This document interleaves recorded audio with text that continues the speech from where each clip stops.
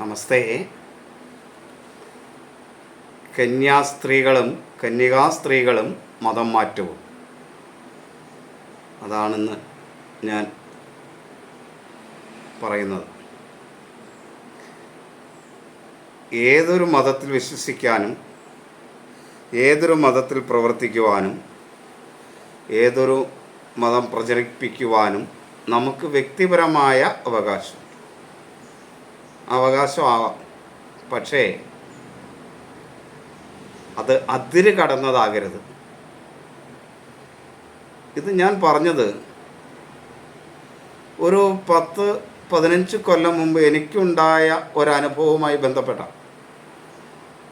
അന്നും ഞാൻ ആസ്ട്രോളജിയാണ്.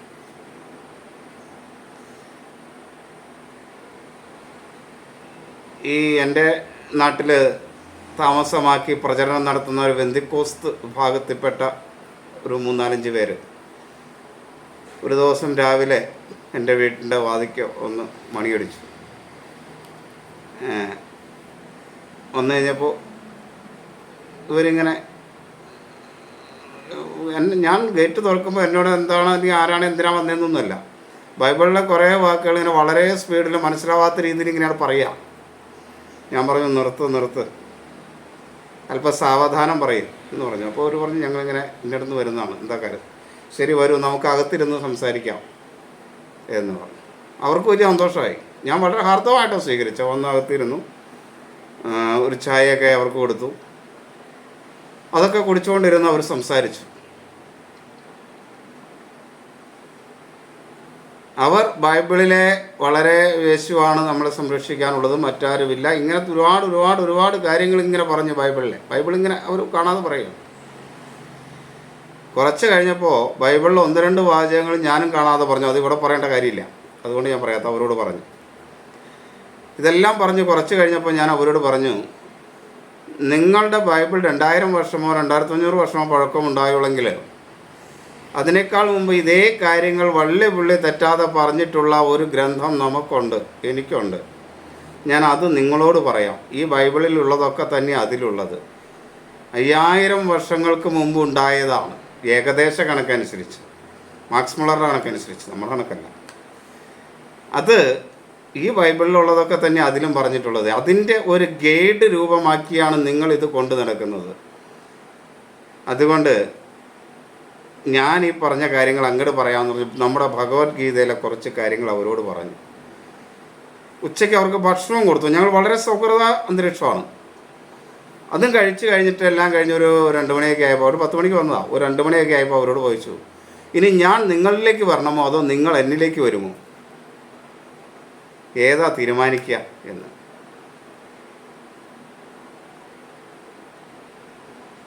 ഇപ്പോഴും അവരുമായിട്ട് ഞാൻ വളരെ സൗഹാർദ്ദത്തിലാണ്.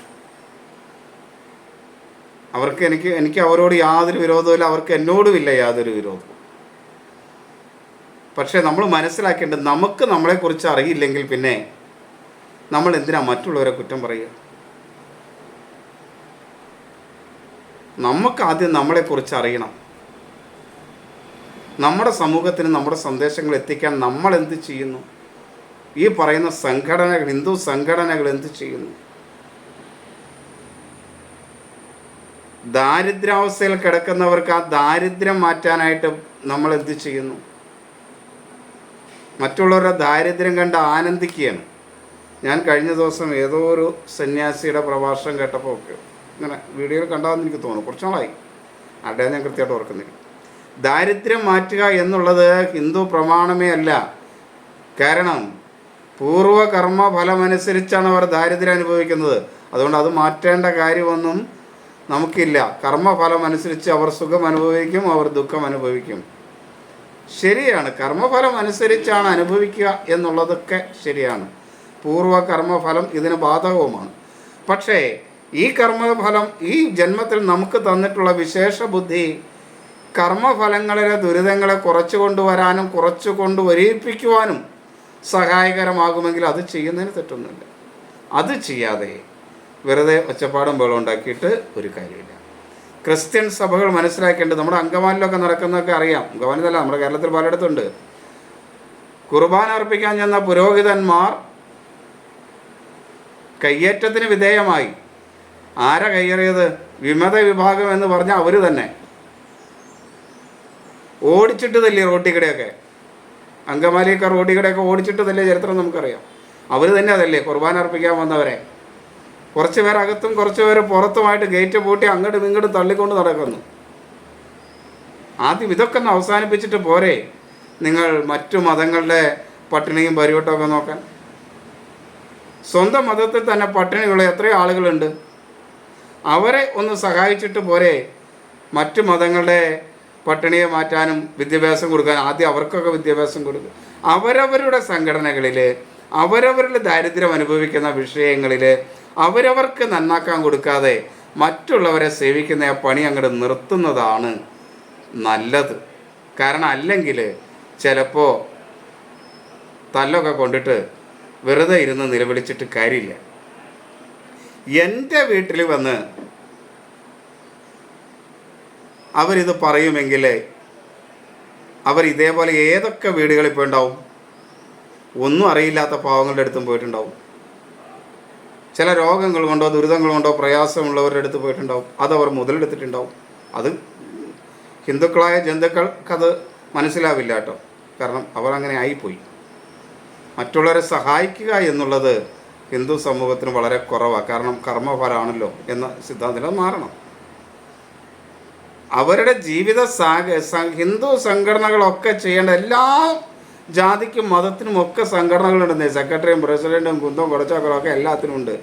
അവരവരുടെ ജീവിതത്തിലെ ദുരിതം അനുഭവിക്കുന്നവരുടെ ജീവിത സാഹചര്യങ്ങളെ മാറ്റുന്നതിനാവശ്യമായ എന്ത് കാര്യമാണ് ഈ സംഘടനകൾ ചെയ്യുന്നത്? ഒരു കാര്യവും ചെയ്യുന്നില്ല. അപ്പോൾ ഇങ്ങനെയുള്ള സാഹചര്യങ്ങൾ ഉണ്ടാക്കി കൊടുക്കുന്നത് ഹിന്ദു സംഘടനകൾ തന്നെയാണ്. ഇവർ അവിടെ കടന്നു കയറി വരുന്നുണ്ടെങ്കിൽ കടന്നു കയറി വരാനുള്ള സാഹചര്യങ്ങൾ ഉണ്ടാക്കി കൊടുക്കുന്നത് അവർ ഹിന്ദു സംഘടനകൾ തന്നെയാണ്. അല്ലെങ്കിൽ അവർ കടന്നു കയറി വരില്ല. മുസ്ലിങ്ങളുടെ അടുത്തേക്ക് അവർ കടന്നു കയറി പോകുന്നുണ്ടോ? മുസ്ലിം വിഭാഗത്തിലേക്ക് അവർ കടന്നു കയറി പോകുന്നില്ല. അവിടെ അവർക്ക് ഒരു പ്രവർത്തനവും വേണ്ട. കാരണം കൈയും കാലും തല്ലി ഒടിച്ച് കാട്ടിക്കളയും. പോലീസും കേസും ഒക്കെ രണ്ടാമതാണ്.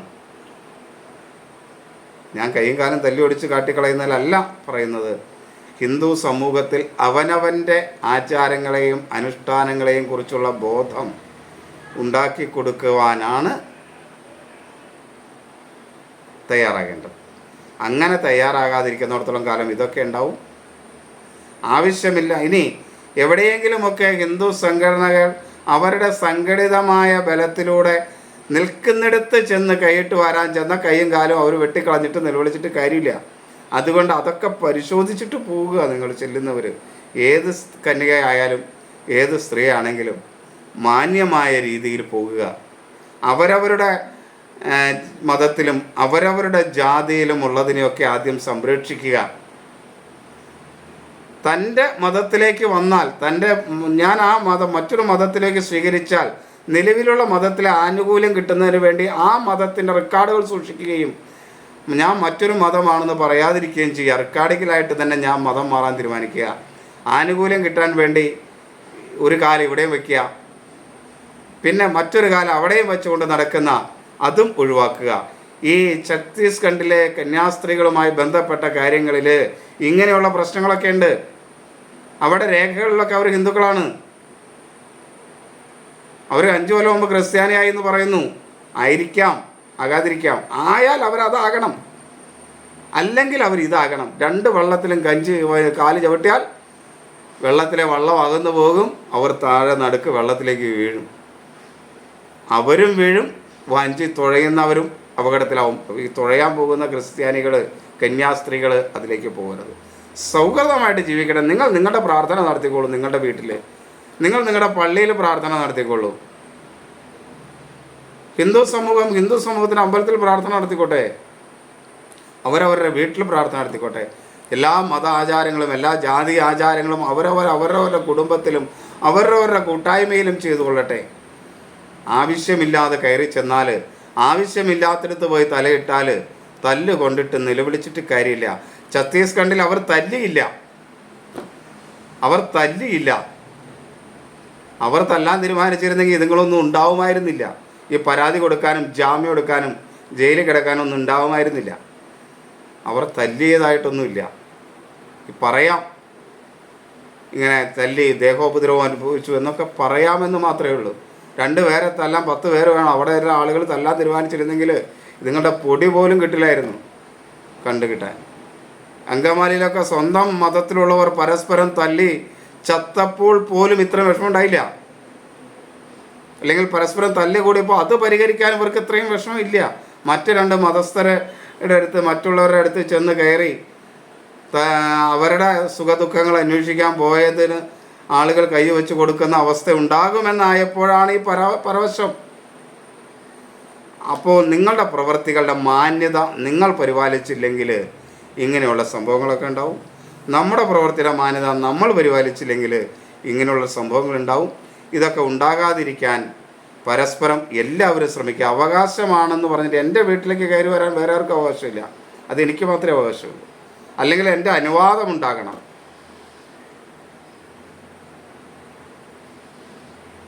ഇതിൻ്റെ ഈ അനുവാദം എന്ന് പറഞ്ഞാൽ ഞാനൊരു സാമൂഹ്യ ജീവിയാണ്. അതുകൊണ്ട് ഞാൻ ആ സാമൂഹ്യ ജീവിതത്തിൽ ഒരു പരിസ്ഥിതി മാറ്റം വരാൻ പോകുമ്പോൾ ആ സാമൂഹ്യ ജീവിതത്തിൽ നിന്നവർ ഇടപെടും. അത് ഇടപെടാതിരിക്കില്ല. ഇപ്പോൾ നമ്മുടെ നാട്ടിൽ എന്തെങ്കിലും ഒരു പ്രശ്നം ഉണ്ടായാൽ ആദ്യം പോലീസൊക്കെ വരുന്നതിന് മുമ്പ് ആ നാട്ടിലെ ആളുകളെല്ലാം ഓടിക്കൂടുക. അവർ ചെന്നിട്ടില്ലേ എന്താ പ്രശ്നം എന്ന് ആലോചിക്കുക. ഒരു കള്ളന്മാരെ പിടിക്കുന്ന പലപ്പോഴും പോലീസുകാരല്ലല്ലോ. ഗോവിന്ദച്ചാമിയെ പോലും പിടിച്ചതാരാ? നാട്ടുകാരല്ലേ. അവരവിടെ വന്നിട്ട് പിടിച്ചു കൊടുക്കുകയല്ലേ ചെയ്തേ. അത്രയൊക്കെ പോലീസുകാർക്ക് പറ്റുള്ളൂ. ആദ്യം അവിടെ ഇടപെടുന്നത് അവിടുത്തെ നാട്ടുകാരായിരിക്കും. ഏത് ചെറിയ പ്രശ്നമായാലും വലിയ പ്രശ്നമായാലും. ഇപ്പോൾ നാട്ടുകാരിടപെടുമ്പോൾ ആ പ്രാദേശികമായ കാര്യങ്ങളിൽ അനുചിതമല്ലാത്തതാണ് ചെയ്യുന്നതെങ്കിൽ ചിലപ്പോൾ തല്ലുകൊണ്ടെന്ന് വരും. തല്ലൊക്കെ കൊണ്ട് കഴിയുമ്പോൾ നിയമം വന്നിട്ട് കാര്യമുള്ളൂ. പിന്നെ അതിന് കിടന്ന് നിലവിളിച്ചിട്ട് കാര്യമില്ല. അതുകൊണ്ട് നിലവിളിക്കാനുള്ള സാഹചര്യങ്ങൾ ഉണ്ടാക്കാതിരിക്കാനാണ് എല്ലാവരും ശ്രദ്ധിക്കേണ്ടത്. ഞാൻ ഒരു മതത്തെയല്ല പറയണത്, എല്ലാ മതത്തെയും.